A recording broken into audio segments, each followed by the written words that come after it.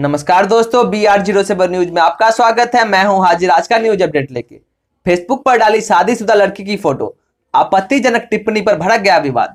जी हां, यह खबर दरभंगा से आ रही है। दरभंगा के बहादुरपुर थाना क्षेत्र के तारालाही गांव में शादीशुदा लड़की की फोटो फेसबुक पर डालने से दो पक्षों के बीच विवाद हो गया।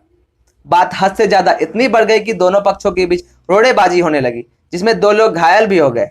बताया जाता है कि तारालाही गांव के निवासी मोहम्मद मिराज ने अपने फेसबुक पर शादीशुदा लड़की की फोटो डालकर कैप्शन में लिख दिया कि यह मेरा पहला प्यार है।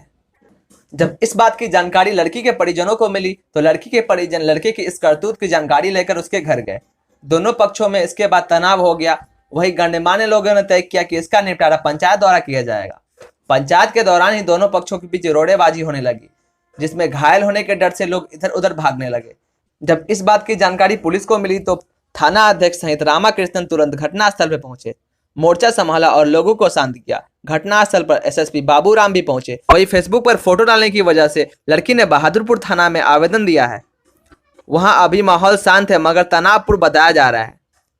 तो आपको यह वीडियो कैसा लगा कमेंट करके जरूर बताएं। प्रेस करें बेल आइकन ताकि हमारा अपडेट सबसे पहले पहुंचे आपके पास। तब तक के लिए घर पे रहे, स्वस्थ रहे, सुरक्षित रहे। धन्यवाद।